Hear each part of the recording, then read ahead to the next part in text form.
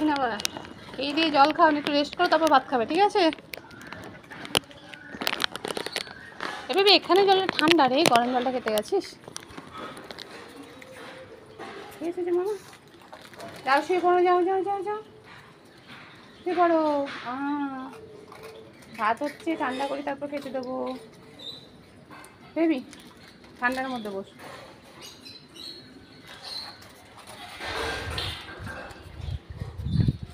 এইখানে খেয়ে নাও, ওখানে ওটা পড়ে আছে, বাবুটা খাইনি, খাও।